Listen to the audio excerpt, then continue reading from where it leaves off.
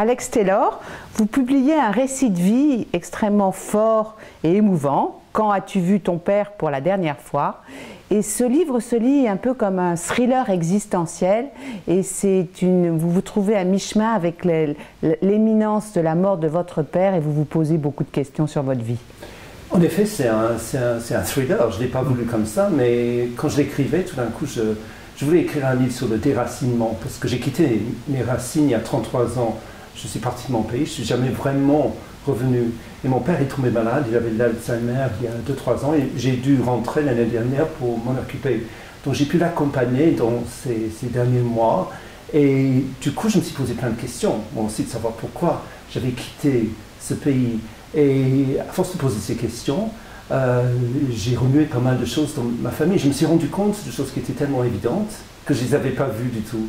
Et j'ai construit ce livre, c'était vraiment quelque chose qui m'a aidé, parce que ça m'a fourni les réponses à ces questions qu'en fait je ne m'étais jamais posées sur mon déracinement.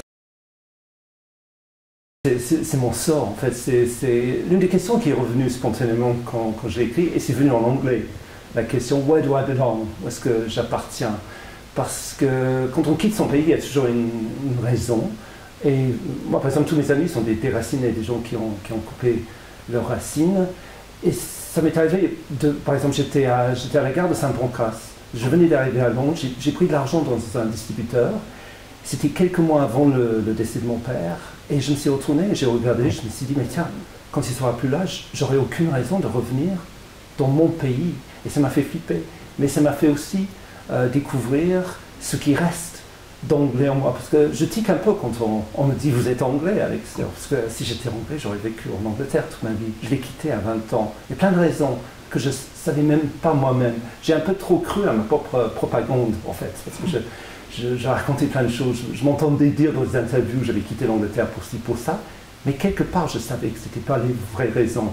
Et l'imminence du décès de mon père, tout ce qui me restait comme famille, m'a fait poser les vraies questions, m'a fait un peu fouiller dans ce passé que j'avais relégué, et j'ai compris mieux mon propre destin.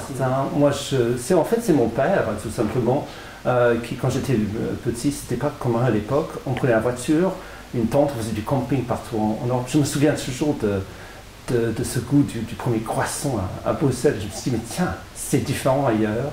Et le petit garçon que j'étais encore, il avait besoin de partir. Les langues, c'était un peu son passeport, son issue de secours, parce que j'ai grandi encore loin et qui est au bout de l'Angleterre. Mais ce qui est intéressant, c'est plus on se rapprochait de la mort de mon père, plus je retrouvais le petit garçon en moi, parce que les rôles se sont complètement inversés. C'était même assez émouvant, parce que je me retrouvais faire des choses avec lui qu'il faisait pour moi quand j'étais petit. Donc, surtout, je voulais raconter ce rapport avec mon père qui m'a permis de me retrouver dans ces ultimes mois de vie et qui m'ont permis de me comprendre beaucoup plus en fait. La raison d'être d'un déraciné, je m'exprime, j'ai écrit ce livre en français, c'est pas ma langue maternelle, évidemment. J'aurais pas pu l'écrire en anglais, peut-être parce qu'il fallait une distance pour raconter tout ça, c'est un côté un peu intime. J'ai essayé d'écrire un livre en anglais, je suis arrivé à 5-6 pages. C'est un peu trop proche. Le fait de l'écrire dans une langue qui n'est pas la sienne, ça m'oblige à réfléchir beaucoup plus, parce que j'écris plus lentement, je choisis beaucoup plus les mots, je ne suis pas sûr de ce que ça veut dire, mais quelque part ça me plaît aussi, parce que j'invente un sens parfois pour des mots. Mais c'est pour ça aussi que je me suis ancré de temps en temps dans les mots qui venaient de mon enfance. De temps en temps, where do I belong? Ça m'est venu en anglais, parce que c'est un peu comme mon journal intime. Mon journal intime, par exemple, j'écris toujours en anglais. C'est pas question que j'écrive en français, mais quand j'écris un livre où il faut mettre tout de même un peu de distance pour comprendre tout ça, c'est comme un thriller, comme vous avez dit. Là, c'est forcément en français. Je ne pourrais même pas le traduire en anglais.